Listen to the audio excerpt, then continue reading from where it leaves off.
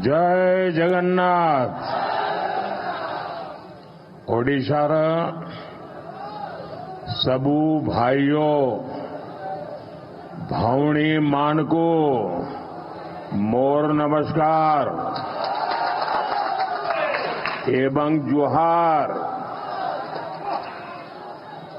ओडिशार मोर सबू परिवारजन मां मौसी भाई भौणी जूब साथी मानकू शुभेच्छा ओ अभिनंदन।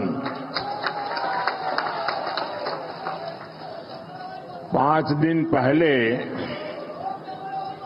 मुझे दिल्ली में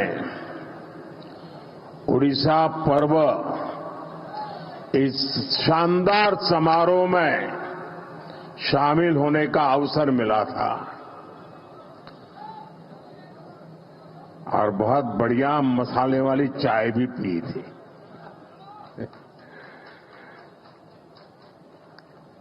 और मैंने धर्मेंद्र को जरा डांटा था। मैंने कहा यार इतना बढ़िया कार्यक्रम किया, मेरे पास जरा ज्यादा समय होता तो मैं और ज्यादा अंदर घूम लेता। शानदार कार्यक्रम था जी। ओडिशा पर्व में उड़िया विरासत और गौरव के वो भव्य दर्शन,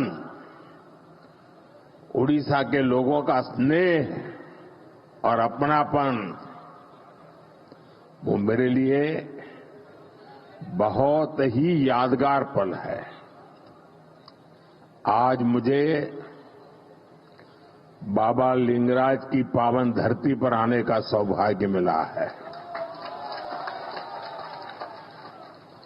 मैं इस एकाम्र क्षेत्र को प्रणाम करता हूं।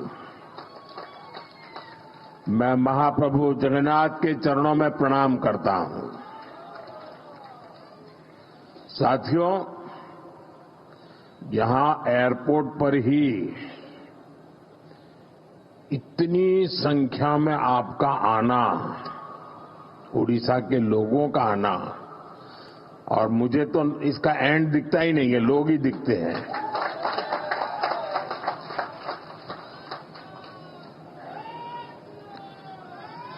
आपके इस प्यार के लिए मैं आपका बहुत आभारी हूं। और मैं देख रहा हूं कि एक उमंग, ऊर्जा आपके चेहरों पर, खुशी, चमक मैं देख भी रहा हूं, मैं अनुभव कर रहा हूं। और ये चमक बता रही है कि महाराष्ट्र चुनाव के नतीजों ने, हरियाणा के चुनाव के नतीजों ने, और इन दिनों देश भर में जो उपचुनाव हुए उससे जो नतीजे आए हैं, पूरे देश में कैसा विश्वास भर दिया है, ये मैं आपके आंखों में देख रहा हूं। अब देखिए, उड़ीसा ने शुरुआत की, फिर हरियाणा, फिर महाराष्ट्र, और यही तो भाजपा की विशेषता है और यही हमारे कार्यकर्ताओं का सामर्थ्य है, हमारी पार्टी के कार्यकर्ताओं का सामर्थ्य है। विपक्षी दल बीजेपी सरकार के खिलाफ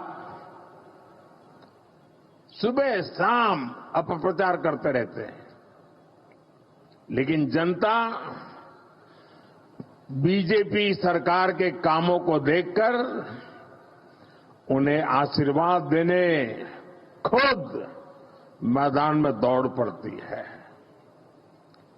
आप याद करिए, चुनाव से कुछ महीने पहले तक बड़े बड़े पॉलिटिकल एक्सपर्ट्स ओडिशा में बीजेपी को पूरी तरह से खारिज कर रहे थे। ये लोग कह रहे थे कि उड़ीसा में बीजेपी इतनी बड़ी ताकत बन ही नहीं सकती कि वो अपने आप अपने बलबूते पर सरकार बना ले।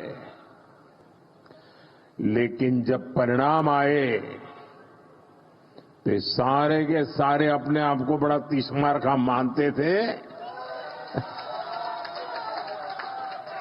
वो लोग हैरान हो गए, क्योंकि उड़ीसा के लोगों ने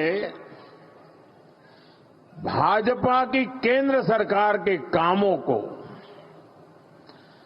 और दिल्ली में बैठते हुए भी उड़ीसा के लोगों के साथ जो अपनापन का नाता, सुख दुख का साथ, ये 10 साल में उड़ीसा के गांव गांव, घर घर ये बात पहुंच चुकी थी। जब राज्य में हमारी सरकार भी नहीं थी, हमारी योजनाओं के नाम भी बदल दिए जाते थे, सब कुछ होता था, फिर भी ओडिशा के विकास के लिए पूरी लगन और ईमानदारी से हम लगातार काम करते रहे। केंद्र सरकार ने, और मैं कहता हूं भारत सरकार के मंत्रिपरिषद में जितना उड़िया का प्रतिनिधित्व रहा है, पहले कभी नहीं रहा। और केंद्र सरकार ने कभी ये नहीं सोचा कि यहां पर जो सरकार है वो हमारे साथ है, नहीं है, कार्यकर्ताओं को अच्छा लग रहा है, बुरा लगता है, हम वो नहीं सोचते थे। हम जनता का भला करना सोचते थे। और हमने उड़ीसा को केंद्र से मिलने वाले बजट को 3 गुना किया था। हमने उड़ीसा के लिए नई नई योजनाएं बढ़ चलाई, यहां वर्ग हर समाज की समान भाव से सेवा की, और इसलिए उड़ीसा की जनता बीजेपी की नीतियों को और कार्यशैली को भली भांति जान पाई, उनका एक विश्वास पैदा हुआ और दिल खोलकर हमें आशीर्वाद दिया। मैं तो इंटीरियर में जाता था, कभी मैं संकोच करता था कि अरे मेरी हिंदी भाषा में मैं बात कैसे पहुंचाऊंगा, लेकिन मैं देख रहा था कि भाषा भी कभी रुकावट नहीं बनी, भाव इतने मजबूत थे जो भाषा से भी ऊपर सवार हो जाते थे। साथियों, मुझे पहले सीएम के रूप में गुजरात की सेवा करने का मौका मिला, फिर पीएम के रूप में देश की जनता का सेवा करने का मौका मिला, और आप सबने, देशवासियों ने तीसरी बार एक सरकार बनाई। मैं दुनिया में जहां भी जाता हूं, सारा दुनिया के लोगों को लगता है भाई क्या बात है, हिंदुस्तान के लोग 140 करोड़ का देश, इतना बड़ा देश, और लगातार एक सरकार को बार बार चुनता जा रहा है। हम 14 में आए, 19 में आए, उससे दुनिया में जितना प्रभाव था 24 में उससे अनेक गुना ज्यादा हो गया है। और साथियों, जब मैं सीएम पीएम के रूप में काम करता रहा, मैंने राजनीति के अलग अलग रंग देखे हैं, मैंने उसके तरीके भी देखे हैं, और मैं मानता हूं कि राजनीति में नीतिगत विरोध ये बहुत स्वाभाविक है, ये लोकतंत्र का स्वभाव है। किसी भी निर्णय को लेकर अलग अलग मत हो सकते हैं। राजनीतिक दल अपने हर तरह के विचार जनता के बीच ले जाते हैं, और पूरा अवसर होता है जनता को प्रशिक्षित करने का। हर राजनीतिक दल को, राजनीतिक विचार को हक होता है, और ये अधिकार का भरपूर उपयोग कर भी सकते हैं।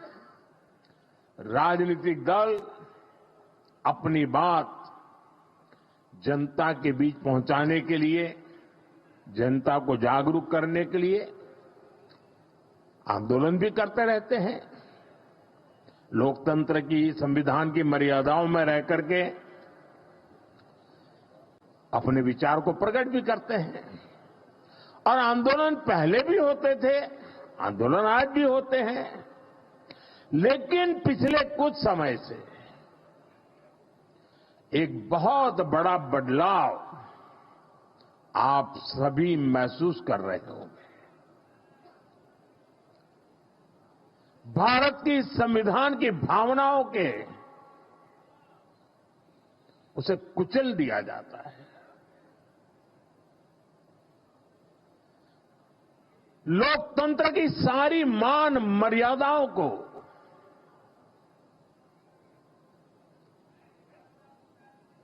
अस्वीकार किया जाता है। जो लोग सत्ता को अपना जन्मसिद्ध अधिकार समझते हैं, उनके पास केंद्र की सत्ता पिछले एक दशक से वो खो चुके हैं। अब पहले दिन से देश की जनता किसी और को आशीर्वाद दे, इसका गुस्सा जनता के ऊपर भी है। इस स्थिति ने उनके अंदर इतना गुस्सा भर दिया है कि वो देश के खिलाफ साजिश करने में जुटे हैं। ये लोग अपना गुस्सा जनता पर ही निकालने लगे हैं। देश को गलत दिशा में ले जाने के लिए उन्होंने लोगों को गुमराह करना शुरू कर दिया है।